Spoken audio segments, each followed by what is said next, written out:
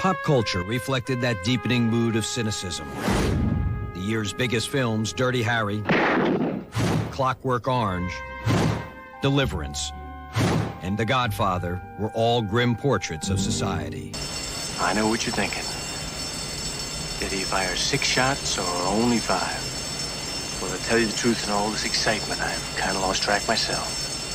But Ian, this is a 44 Magnum, the most powerful handgun in the world, and would blow your head clean off. You've got to ask yourself one question. Do I feel lucky? Well, do you, punk? As I am your Drugan leader, I'm entitled to know what goes on, eh? Now then, Dim, what does that great big horsey gape of a grin portend? All right, no more picking on Dim, brother. That's part of the new way. Why do you go on these trips with me, Ed? I like my life, Louis.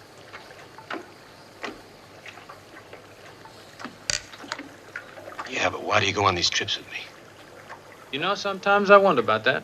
You look terrible. I want you to eat. I want you to rest well, and a month from now, this Hollywood big shot's gonna give you what you want. It's too late. They start shooting in a week. I'm gonna make him an offer he can't refuse. Long, long time ago, I can still remember how that music used to make me smile. In January '72, the pop chart was topped by an 8.5-minute melancholy review of rock's first 15 years. Singing, this will be the day that I die. By the spring of 1972, a war-weary music scene was beating a rapid retreat from politics. The anti-war movement, born in the 60s, was running out of steam, and musicians were abandoning the revolution. Pop music had reached a crossroads, and artists were choosing to travel radically different paths. Oh, I'm on my way, I know I am. The singer-songwriter movement was heading into its heyday. Artists like Joni Mitchell, Elton John, James Taylor, Carly Simon, and Cat Stevens all turned inward for inspiration. And in their lyrics, audiences saw something of themselves. But the sensitive musing of '72 wasn't for everyone. In the wake of the turmoil that marked the past decade, many young Americans felt aimless and confused. Artists like Alice Cooper spoke their language. They were 18. They were old enough to go get killed, but they weren't old enough to buy a beer. There was a lot of irony about being 18 at the time.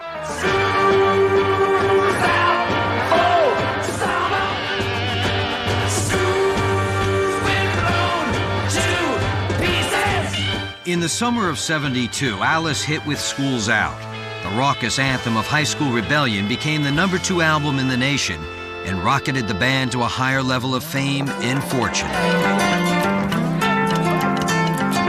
Over at 3rd and Trenton, there's a little church known for its music. In the early 1970s, Tulsa musician Leon Russell bought the abandoned church building and turned it into his studio. Those early years, 72, 73, in the church studio, those were what I call the prime years of Tulsa music, for the Tulsa sound. Because, of course, Leon's the father. He's the father of it all. How many days has it been since I was born?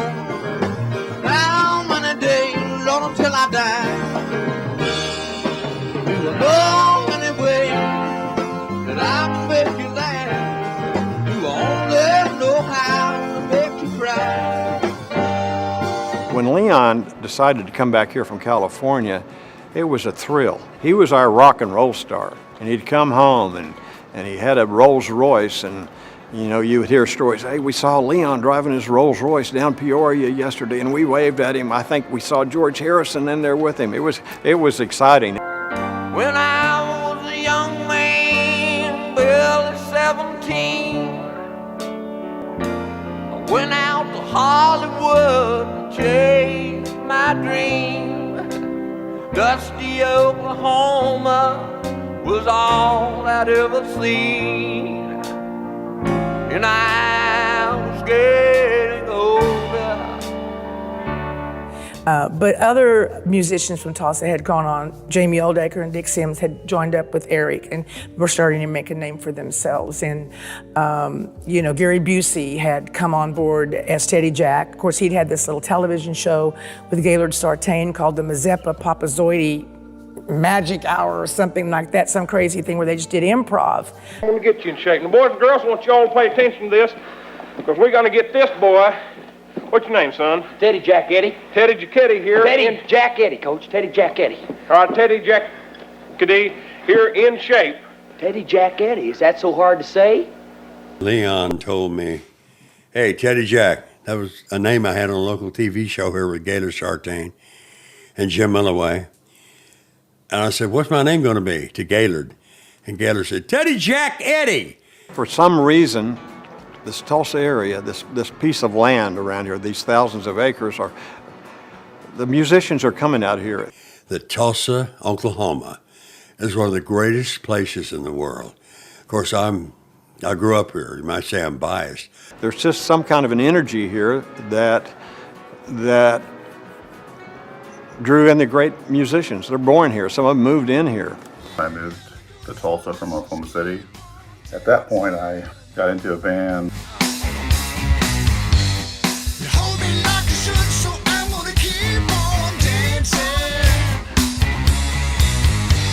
Never did get to be a roadie for Brad like I always wanted to be, but I did get to build a couple performing arts theaters along the way. I first met Rick Belkey at Nimitz Junior High in the 8th grade. He and Mike Ralston asked me to join their band, which I think was called the Crystal Ship at that time. Before that, it had been called the Night Riders. And I didn't really play again with him until our senior year, when Mr. Benedetto wanted to have a backup band for the concert chorus. So he enlisted me and Rick and Mike Ralston and Carl Pickard and also Patty Coffin, I think who was Rick's girlfriend at the time. And that was the last time I played with Rick. After that, he played with Andy Gibb.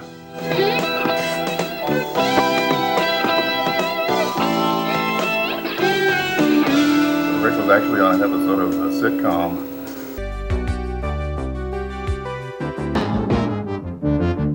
Oh, show me a man that's got a good woman. Show you a man that is always humming. He knows that he's got some sweet love coming at the end of his working day.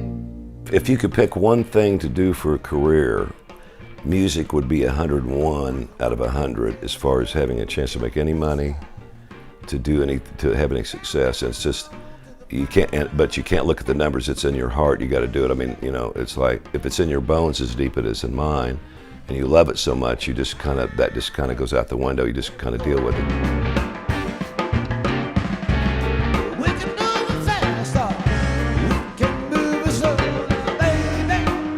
Hello, 72 graduates of Memorial High School. I wish I could be there with you guys and gals. I wanted to come so bad to this thing. I'll make the next one. We leave in 3 days for a whole month of June to tour. We got a top 10 blues album out, and it's been on the charts for almost 6 months now, so we got to go do what we do. When you were mine, I was feeling so good, 'cause you loved it up, this old neighborhood. I want to hear a report on this, and I will make the next one, and I will see you all soon. God bless you guys. Have a great time. Mark time, Mark. If that means something to you, you were a part of the Big Blue Machine. We really got to know each other better when we joined the band at Memorial High School. Joy already played in the band. She played flute. Marching band was probably the one thing that I loved most in high school. At the time, most bands were traditional parade type bands. We changed that and became an entertainment band. That was all the doing of our band director, James Benedetto. We started on the end zones in a long line, marched in with pinwheels, and then reconstituted at the concert. He was one of the first band directors in this area that did military type drill marching patterns. Right about the time the Battle Hymn of the Republic chorus started and the colors were presented.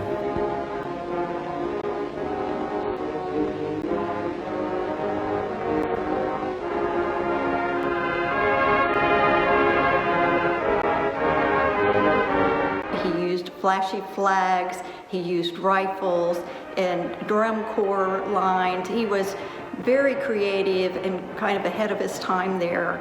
And I would call him the Fonz. He had long sideburns. He wore boots, bright colored shirts. So, you know, he was useful. He was tough on us. He'd yell at us if we got something wrong, but he'd also praise us and encourage us. The band director who taught me how to duck flying erasers. We had a very special show our senior year, written especially for Joy. That was when Joy was crowned our queen. I was very humbled, and I was particularly humbled when Mr. Benedetto wrote this whole band program to bring me on the field. I was very appreciative, and I'll always remember what went into that and how hard he worked to make that a really special night. Rick Bass here, returning to the scene of the crime 50 years later, Tulsa Edison High School. It's week 2 of the football season, playing our most hated rival on Friday night at Fortune Stadium.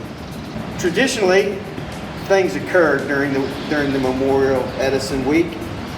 Lots of pranks were done in past years, and the fall of 1971 was no different, except one thing.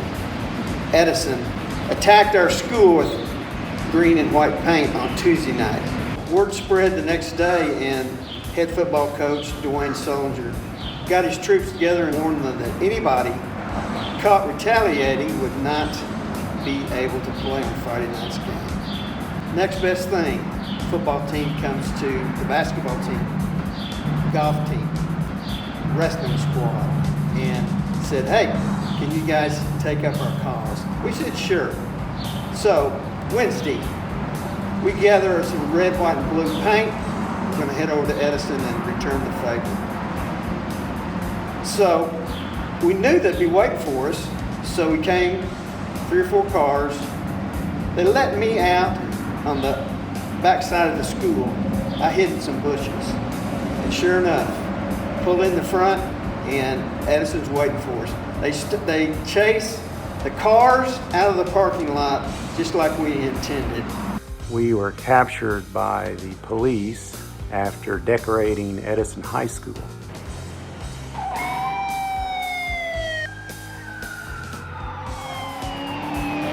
We would have gotten away with it, except we had the worst getaway driver in the world by the name of Terry Hayes, who insisted on driving 20 miles an hour and ended up on a dead-end street. If I was to do anything today, I would start a GoFundMe account to get Terry Hayes some driving lessons. Those of you who were there know what I'm talking about. Unfortunately, most of us got into Donnie Mann's Plymouth Satellite, and for some reason I found myself behind the wheel. The command was, "Hey, let's get out of here." So we took off. The only problem was we were in Donnie Mann's car, but there was no Donnie Mann. We only made it to 45th and Lewis before we were pulled over by the blue lights of the Tulsa City Police.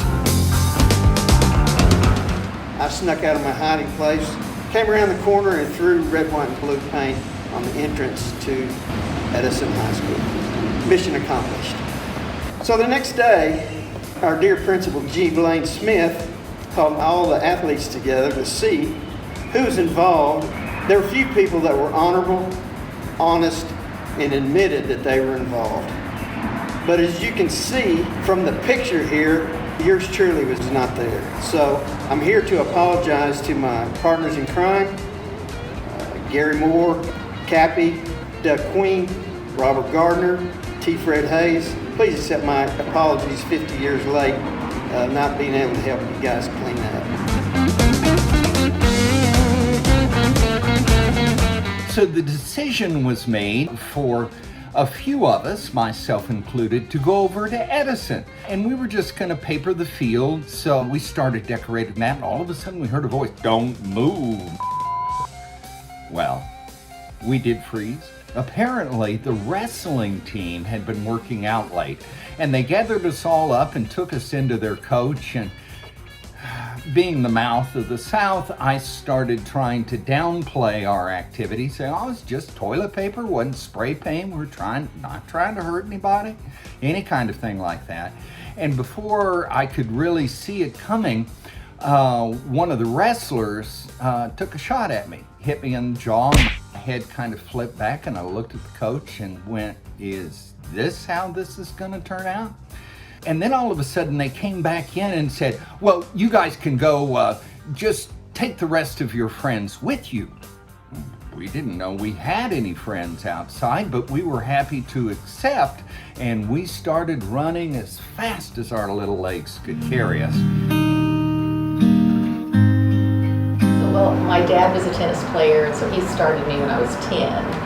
When I got to high school, I think my dad and I went and approached the athletic director to see if he would let me play on the boys' team, and they absolutely not. So I just continued on doing my individual sports, but it was only the Tulsa schools in all of Oklahoma that didn't allow girls' competitive sports. Nancy Randall and I wanted to be on the boys' swim team. They said no, we couldn't be on it. So they appeased us by being the statisticians, so we got to travel and we got to keep score and do that kind of stuff. I felt bad for all the girls who were looking for some sort of sports to be involved in, and really surf was the only thing that our school offered, synchronized swimming. But for me it was perfect because I loved all that. We had a great time. And then our show at the end of the year was up Periscope. And then Terry Hayes and Jim T were the narrators. We got to choreograph, participate, costume, and so it was wonderful. Well, I was also a jock in high school. People may not have known that, but I did badminton with Emily Moody. She was my partner. We beat the Newwald twins for the senior school top #1 badminton team. Here's to the ones that we got. Cheers to the wish you were here, but you're not. Cause the drinks bring back all the memories of everything we've been through. Toast to the ones here today. Toast to the ones that we lost on the way. Cause the drinks bring back all the memories. And the memories bring back your. But here are a few of my random fond memories. The swim team, of course. Chargers, Spirit and Pride. Friday night football. Howdy Day and dance. Sadie Hawkins and all the Sockhops. Powder Puff football. Going to across the street and St. Michael's Alley, and of course the 51 Drive-In, and honking the Memorial Honk down the Restless Ribbon. It was fun times with great friends. My favorite memory was Friday night football at La Fortune Stadium.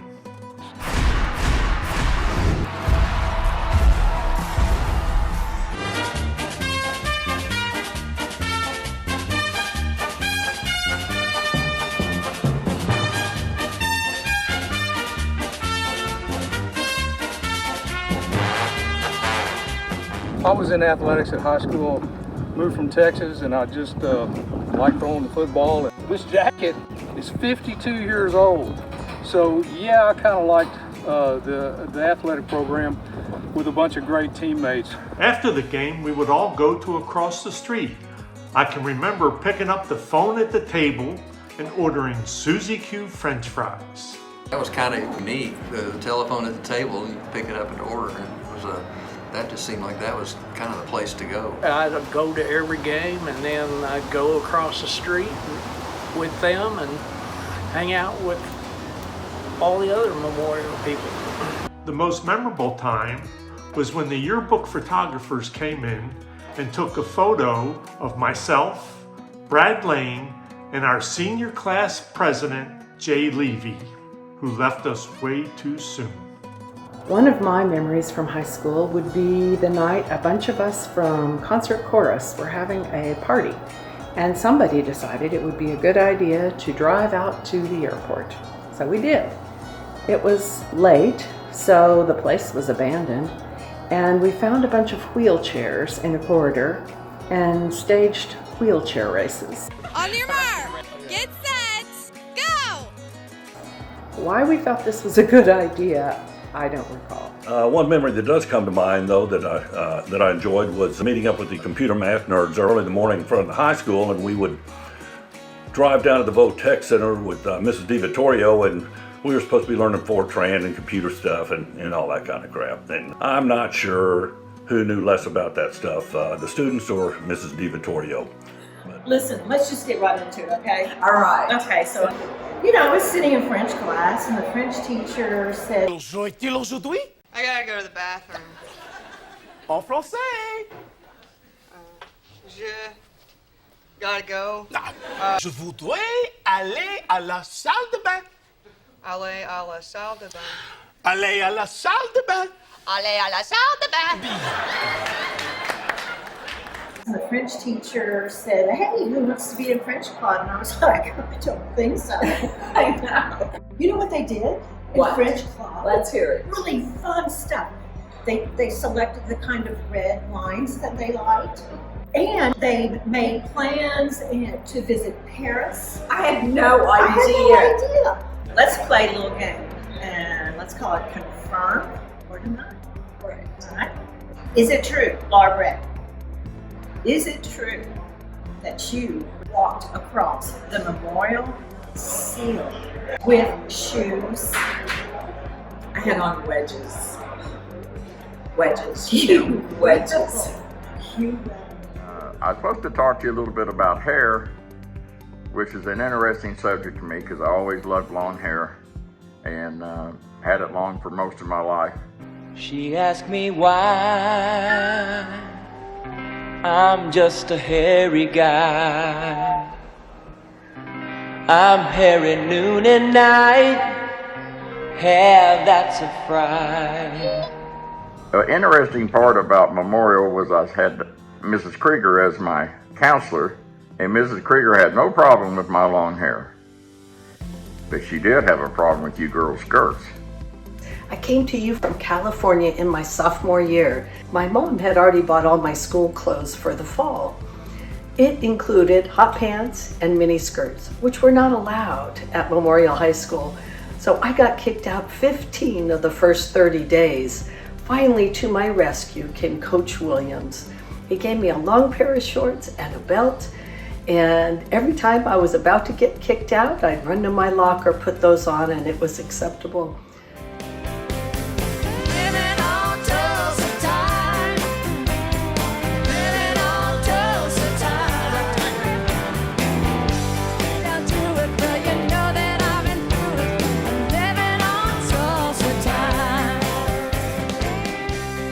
Spring has finally arrived here in Michigan. It brings back some memories of the warm, windy spring days in Tulsa, going to the Fortune tennis courts and practicing with the tennis team. You have good fun, good camaraderie, good competition. I think I was probably more hair than muscles at that time, but it was all good.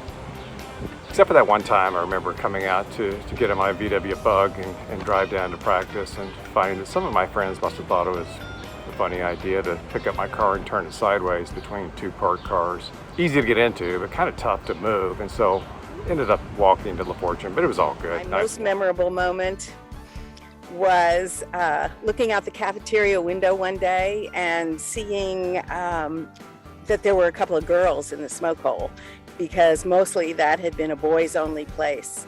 And that was the start of the revolution as far as I'm concerned, because after that it was just way too much smoking, and it took me 10 years to quit. It was when we were in biology class. We, as in Diane Hammer and I, were sitting next to each other in biology, and all of a sudden, somehow, her purse caught on fire. The whole class turned and she jumped up and was beating the crap out of it. She had matches in her purse. She was a smoker. She didn't go to the smoke hole though. When girls were finally allowed to wear jeans to school, I remember piling in a car with a bunch of girls and going to the Army surplus store where we bought our first pair of bell-bottom jeans. They were $7 a pair. One memory to share with everyone is that I used to run around with a group of girls and I was an acquaintance of one, and we would see each other at the reunions every time we had them. We were both always married, and for a little over a year now, we've become more than just acquaintances. Uncle Waldo Eichling was the senior class sponsor, and the word had gotten out that J.J. Cale was going to be the act. After midnight, we're gonna let it all hang out. Of course, he knew nothing about it, and they had budgeted a huge chunk of the senior class budget for that, and then Rick Belkey and his band got pressed into service. This was the first love of my life, Melissa Boucher. It was one of the most wonderful, magical evenings I've ever had, really before or since. I was so sure, as sure as I was I'd be a high-level college football player, I was absolutely as sure that we would be married. There was no doubt in my mind.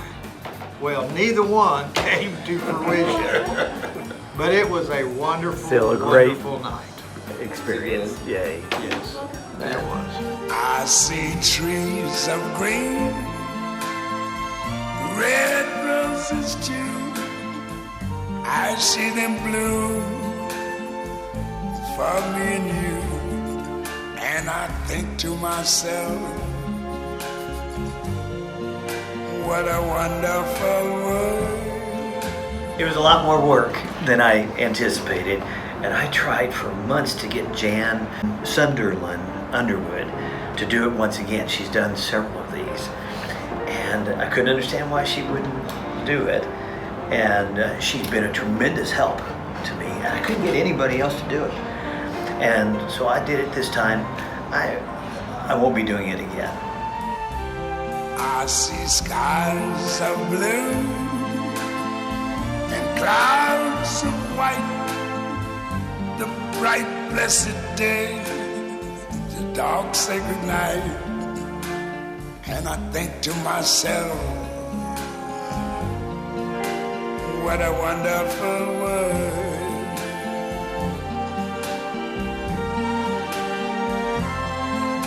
The colors of the rainbow, so pretty in the sky, are also on the faces of people going by. I see friends shaking hands, saying, how do you do? They're really saying, I love you. I hear babies cry, I watch them grow. They'll learn much more than I never knew. And I think to myself, what a wonderful world. Yes, I think to myself, what a wonderful